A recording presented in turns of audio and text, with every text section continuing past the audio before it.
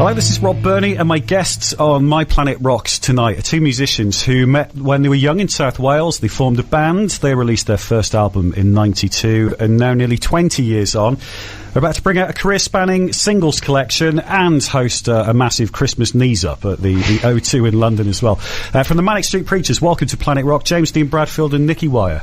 Hello there. Hello. How are you? Pretty good. Good.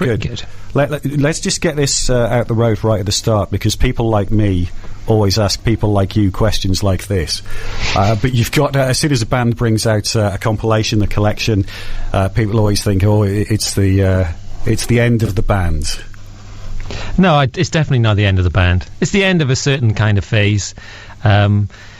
I think we've realised, looking back at these 38 singles, that the era of a guitar band like us having massive hit singles may be over. But that's not to say we're still going to be releasing albums. And as long as we excite each other as people and excite our fans, then we'll always be around. But it is a line in the sand, this greatest hits. We do need to kind of come back in a slightly different way. Well, as this is My Planet Rocks, you're in charge of the music for the next hour or so. Tell us a little bit about your collections. Are you huge vinyl junkies, or is everything on a hard drive? What you like?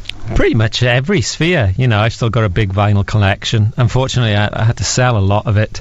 We used to do pay-to-play gigs back in the day, and all of us sold a large bit of our collection, which is really depressing. But I think the three of us are still addicted to music. It's still the main...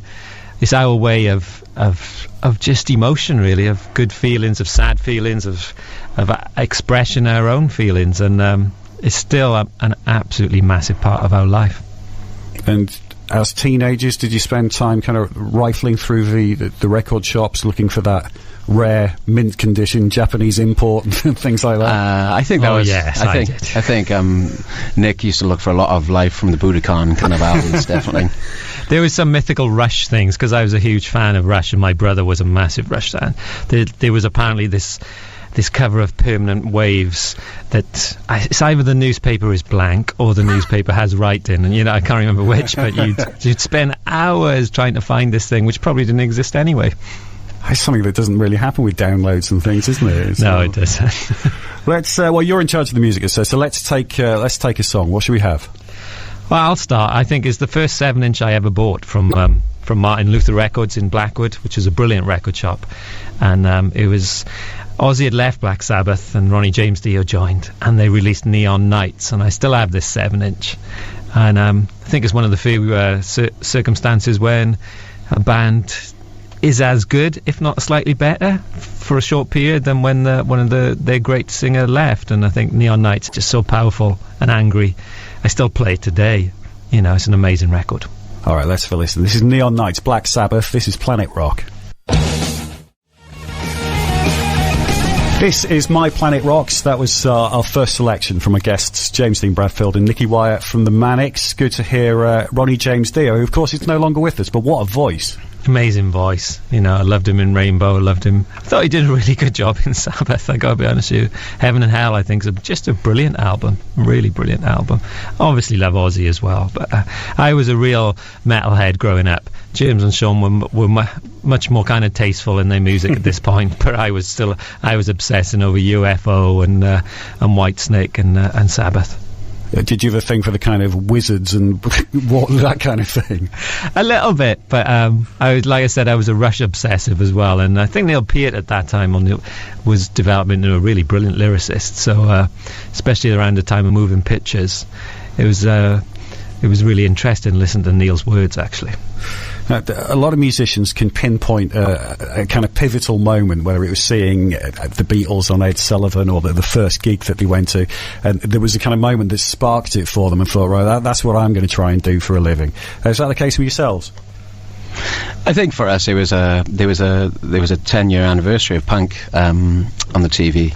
I was old So It Goes footage, and it was when we saw the Clash doing Garageland and What's My Name.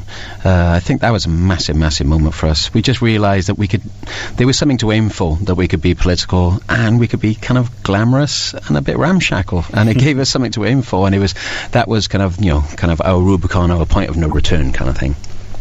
What about you, Nicky? It was that was a huge moment. It was also watching Guns N' Roses from the Ritz on BBC Two, and by this point we were starting to be a bit more fully formed as a band, and just seeing how they managed to put the roll back into rock, because all of a sudden rock music had become slightly dour and over macho and just slightly boring, and all of a sudden Guns gave it this kind of Rolling Stones swagger. So you had real, hard rock music, but with a side that had been lost. Duff had the funk with Steve Adler, and it was amazing footage. Just before they broke, if you know what I mean. It was just at the point where they were going to get huge. We played that venue a couple of years ago. It's changed its name now, but we were thinking, we've been on the same stage as that video we watched a million times. Let's take another song. What should we have? I'm going to choose something that Nick introduced me to when I was about 15. I remember him playing me this song off an album called Just Say No by Billy Squier. And it's a song called Lonely as the Night, and it just sounds amazing.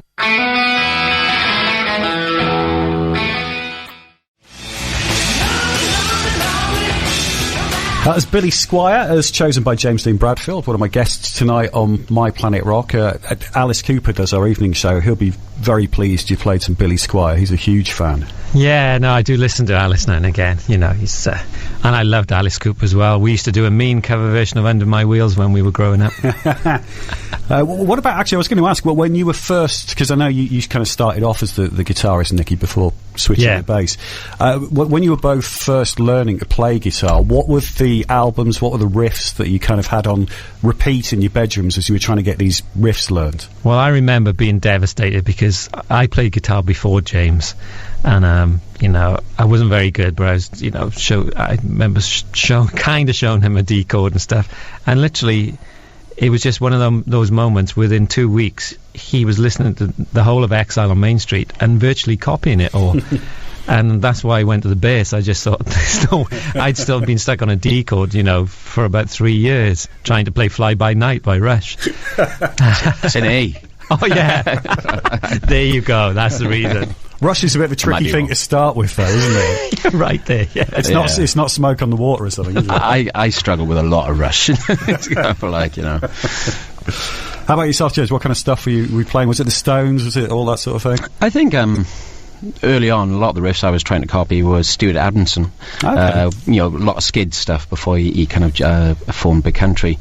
Stuff like Into the Valley and Working for the Yankee Dollar. And then, when he went out to form Big Country, I was copying some of the riffs from there, stuff like Wonderland and Fields of Fire. But as soon as Appetite for Destruction came out, that for me was kind of, I felt like I was in school. I just spent a whole summer trying to learn every song off that record, even, the tracks like Anything Goes, and especially Rocket Queen, and it was just, there was a fusion of, punk in there, which kind of, you felt as if you could actually just play some Guns N' Roses song and get away with it without being technically perfect. Let's have another song. What should we have? I'd like to pick Tom Sawyer by Rush, because it's the moment my childhood ended, really. It was Bonfire Night, and me and my brother adored Bonfire Night. We'd keep it going, drink Ribena and baked potatoes, which were literally carbon and nothing else. They were kind of burned so much. But he sloped off to watch, because there was a special Rush performance on Top of the Pops. I think they'd done a video for Tom Sawyer, and he kind of left me stranded there, and I realised he'd found something more important to him than the bonfire. But Moving Pictures was such... Me and my brother used to just sit in our room listening to every bit of it. It's just one of the greatest rock albums of all time, I think, in every way, in the lyrics and the way Rush changed their sound and they sounded really modern on it. And Tom Sawyer's just, that intro is just one of the greatest intros in rock music. That was Rush, as chosen by Nicky Wyatt on My Planet Rocks tonight. James D. Bradfield here as well from the Manics. Rush, when you toured most recently, they did the whole of Moving Pictures. Did you see them? was really unfortunate because we were on a photo shoot at the time and we couldn't make it. But we saw them a couple of times. You saw them on the Greatest Hits tour, didn't you, James? Yeah, I did, yeah. And another time since then, and we actually had the pleasure of interviewing them for Classic Rock magazine as well, which was a daunting and genuinely kind of thrilling moment. Had you met them before? I'd met him once queuing up with my brother at Stafford Bingley Hall for an autograph. So, what about the old thing that people trot out about, not meeting your heroes in case it's disappointing? Would you concur with that? It is a fine line. There is lots of people you really admire that you're almost scared of meeting in case they don't live up. But I think as you get older, it's just more of a pleasure. When you're young, everything is so important to you. But now it's just pretty nice to meet your heroes just on a level of thinking, I finally met them. I don't care what they like. It was good with them. They showed a lot of grace with us, didn't they? Yeah. And also there was just still a sense of mystery because Neil Peart, he didn't come to meet us, which is why you expect of Neil Peart, kind of like he's just in a room somewhere doing paradiddles. We talked about you kind of, jamming along whilst you're learning the guitar to Appetite and things like that. What do you remember about the early success for the Manic? I mean, do you remember that moment when you first heard one of your tracks on the radio? I remember everything pretty vividly because it was such a glorious time to think that we'd finally realised, because we'd been in our bedroom listening to all this music, from the Smiths and the Bunnymen, moving on then Guns N' Roses and Public Enemy came along, and we'd been trying to find a version of ourselves that all our influences could come out in, and then with Motown Junk, that's how it felt. It felt like we could get on the cover of the Enemy and get on top of the Pops, our two kind of main objectives, that it could actually happen. And after all our thought put into it, it's just an amazing time then, seeing ourselves really kind of from being 19 years old, just finishing college, just to get on the cover of the Enemy a year later. It all just made amazing sense to us because we've been thinking about it so much beforehand. I was going to say, many people listening to this would have had the dreams when they were young of being in a band and getting success. And when it did come to you, did it live up to expectations? It kind of did, yeah, because I think one of the experiences you have which really kind of blows your mind is when you first do Top the Pops, and you're seeing kind of EastEnders kind of like cast members in the canteen, and suddenly Cyndi Lauper's walking past you, and kind of like it does blow your mind. And it's the old Top of the Pops studio down in Elstree. Of course, Richey was kind of like he was really excited because we were just around the corner from J.G. Ballard's house, and he wanted to go there. So kind of it was just that was the moment where I knew it would kind of really affect my mother and father. In fact, my mother was the most impressed when we were being played on the jukebox on Coronation Street in the pub. Those are the moments that really hit home to you, I think. I'm sure it wasn't straight away, as it doesn't tend to be with bands, but when the first, big advance from the record company came, or the first big royalty check, was there something that you had your sights on, you were going to blast it on? Oh, I bought my mum and dad a new video recorder. I remember we all went home on the train with like £3,000 and £20 notes in our bags. That was the first time we'd seen any money, and we'd come from London. We were all gripping our bags really tightly. I remember walking into my mum and dad's house because we were all still living at home then, pretty much. Yeah, we all were, weren't we? Yeah. I just remember throwing money in the air in a cliched way, and just seeing my mum and dad really smile because they'd always been so helpful. And it was a lovely moment. Soon went on all my debts, so. I think it's your turn, James. Shall we have another one? Yeah, this is kind of all kind of based around me learning guitar again, but kind of this is the first Led Zeppelin riff I ever learnt. It's off the second album. It's a song called Out in the Tiles. It's kind of a really strange kind of loping song, but I think I can hear a bit of influence on Hot Chocolate in this riff. I mean, you listen to the riff and kind of like that. I think it's a real influence on Hot Chocolate's guitarist. This, I just love this song. I'm sure Jimmy Page will be thrilled. I mean, kind of. I was going through. I had a tape cassette of kind of Death Wish soundtrack by Jimmy Page at the day, which he's reissuing again. Oh. So I've always been kind of like just trying to keep up with what Jimmy's doing. But this is one of the. This is a riff that it took me a while to get my fingers around it when I was about 16, but I got there in the end. All right, here we go. This is Zeppelin. This is Planet Rock.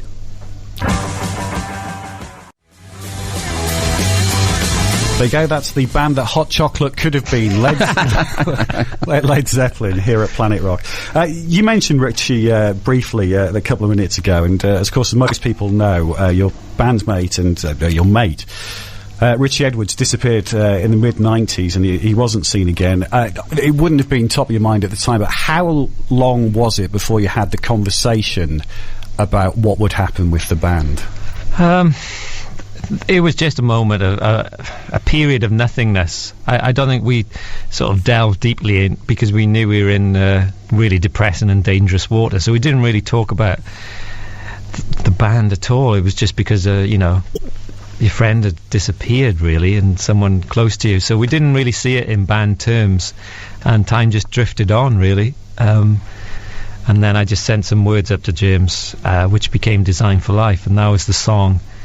Undoubtedly, without that, I'm not sure we would have carried on, because there wasn't any huge ambition in us to say, all right, we're going to get up and, do something even better. It wasn't like that. It was just, luckily enough, James came up with this amazing piece of music that we thought was pretty much the best thing we'd ever done. And that led us on then to kind of open the floodgates. But without Design for Life, I'm not even sure, I'm not sure what would have happened, really. I interviewed Dave Grohl and the Foo Fighters not so long ago, and spoke for about half an hour or so, didn't mention Kurt Cobain at all. I think the very last question I said something about Kurt, and I could see their guitarist Pat Smear, he just put his head in his hands, and it was as if to say, oh God, we nearly did a whole interview without somebody mentioning about Kurt. I mean, is that, I presume you get asked about Richey on pretty much a daily basis still, do you? I think it's different for us, though. We feel like it's such an important part of growing up together. I went to university with Richey and being in the band. It doesn't ever get tiresome at all when you're talking about someone who's really integral to the band. I don't know if we're just really close, and we feel like it's a duty. It's great when people come up to us and say they've just got into us through Send Away the Tigers or postcards from a young man, and then they say they went back and bought the Holy Bible and Generation Terrace. Some of them don't even know we're a four-piece until they go back, and it's a lovely thing having that history, thinking that people are sort of doing a pick and mix on the Manics, and all of a sudden their life changes through a record that's 20 years old. So as long as people don't expect us to know, ask that question, or where he is, then it's always nice to talk about him. Let's have another of your selections. What should we have? Well, I was going to pick a Nirvana track. I was going to pick All Apologies off In Utero. It's I love In Utero. Steve Albini recorded it, and we worked with Steve on Journal for Plague Lovers, and really enjoyed the experience playing live with all his mics and those amazing drum sounds. And I think Kurt's vocal on All Apologies is just the way it tails off at the end, and the drums are just monumental, and the bass just hits you, and just one of the great talents in our lifetime, I guess. And it's just an amazing song.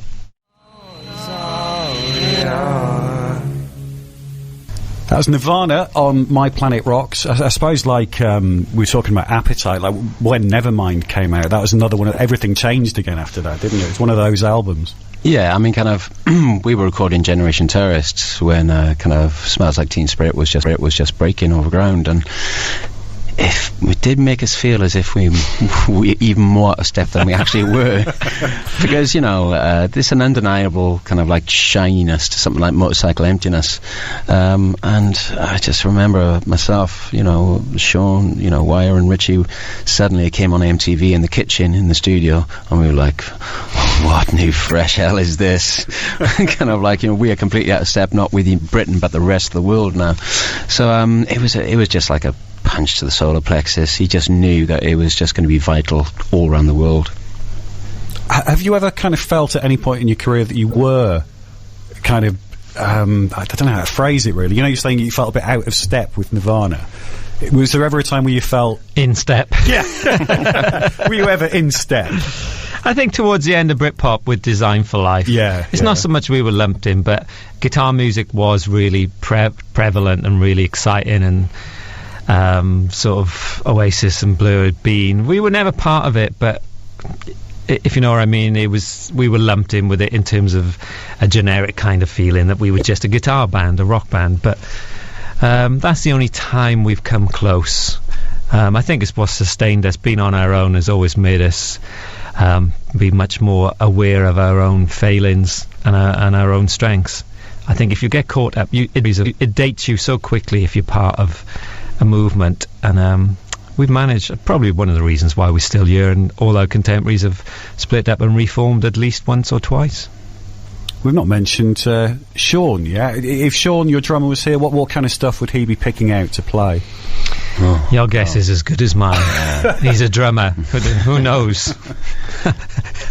He must be a bit of a Neil Peart man, is he? He loves Neil Peart. He absolutely adores him. He loves it. I think Echoing and Bunnymen was his first true love in music, and we worked with Ian McCulloch on the last record, and that was a pretty special thing, because James, Sean and Richey, their first ever gig was the Bunnymen, and then to have him singing in our studio 25 years later was pretty amazing. Sean loves the Cardigans. It's really weird. When he was young, I remember it just shows that drummers approach things differently. He had a copy of Back in Black, by AC/DC when it just came out, and he was playing it to me, and I was just like, I remember just thinking Back in Black, the actual track was amazing, and he started talking about the production. He was like, the production is amazing on this, and I didn't even know what production was back then. We were so young, so they just view things differently, drummers, I think. Somebody told me a joke a while back, which was how many drummers does it take to change a light bulb? And it's 5, one to screw it in, and the other 4 to stand round and bang on about how much better Neil Peart would have done it.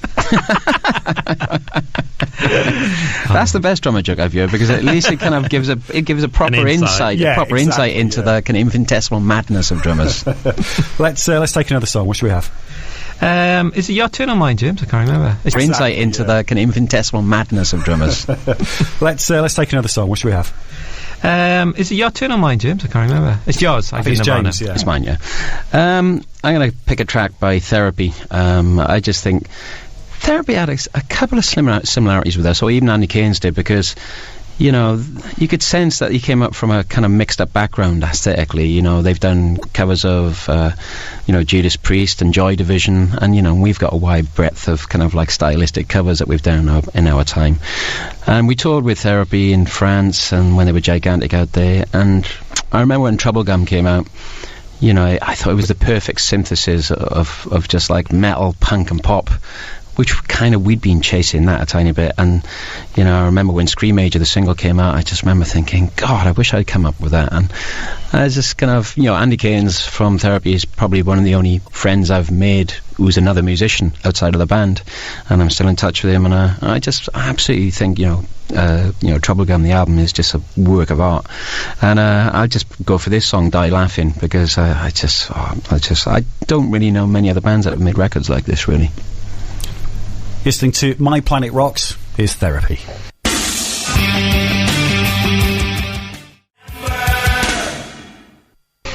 That was Therapy on My Planet Rocks. Good to hear some Therapy on Planet Rock, actually, because maybe like a band that don't get played a huge amount these days, I don't think. Yeah, I think it's pretty unfortunate. Their album Troublegum in particular, I remember it was probably the same year as In Utero and Holy Bible, or maybe the year before. I remember those 3 albums just having a huge, obviously because I'd made one of them with the band, but huge impact. I remember playing them over and over and over again on endless tours that we weren't particularly enjoying. You kind of alluded to this right at the start, Nicky, and I think it's definitely worth mentioning. When we're talking about, you've got the singles collection coming out, which has got basically it's the career-spanning collection, isn't it? It's all the singles that you've done. And often here at Planet Rock, obviously we often talk about albums, especially when you're talking about Zeppelin and that kind of heyday for kind of album rock. But you're a band who has released some great singles, and I think, as you kind of mentioned at the start, is that a kind of dying art, do you think? Yeah, we really treated it as an important art form. We always saw it as a way into, the kind of the deeper process of getting into the band. That 3 to 4 minutes of pure joy you would mainline into, and be it the Jam. We always thought what a classic single bands the Jam were, or You're in God Save the Queen by the Pistols, or stuff definitely with the Who as well, and the Stones, and we took it really seriously. We always wanted to come. Every album had a really important lead single, And I think it's a dying art for guitar bands. Yeah, I think it's an impossible task to compete with a chart that's dominated by ringtones and everything else. I think it doesn't fit. Our genre doesn't really fit in well into there. So you just got to think round it, and I'm sure we can. Well, just before we wrap up, I think we might play a Manic song to finish with, so I don't know if you want to have a little bit of a think about what we could play out with. But I did mention right at the start about your birthday bash, about your Christmas bash. It's a big bash as well at the O2 in London later this year. Yeah, we're playing all the 38 singles on the complete collection. So it's a huge undertaking. A massive production, loads of words for James to remember. It'll be an interval so everyone can have a break and have a beer and a Kit Kat or whatever. We can have a massage and an ice bath. I think we'll be about 3 hours altogether. I think the most songs we've ever done is 25, so 38 is going to be a hell of a job. But we won't be playing another gig in the UK for a couple of years, and we just want to leave just doing something really special, and I think it will be. Will you be filming it? We are thinking about it. I don't know, it's one of those things, you just leave it hanging where it's better that people will say we were there, or do you kind of go through the effort of putting it out on a DVD? I'm not quite sure at the moment which way we'll go. Well, as I mentioned, I think we'll probably play out with something from the Manics. Before we do, James Dean Bradfield, Nicky Wyatt, many thanks for being my guest on My Planet Rocks. Pleasure. It was a real pleasure. Cheers. What should we have? What should we finish with? This song is when we went a wee bit more trad. It's off the second album, Gold Against the Soul, and this is me trying to get a bit more of a Thin Lizzy-esque guitar tone. Don't know if I quite got there. Our manager thought this was going to be our transatlantic number one, like Maggie May. We didn't quite get there, but this is from Despair to We. I ride this alone.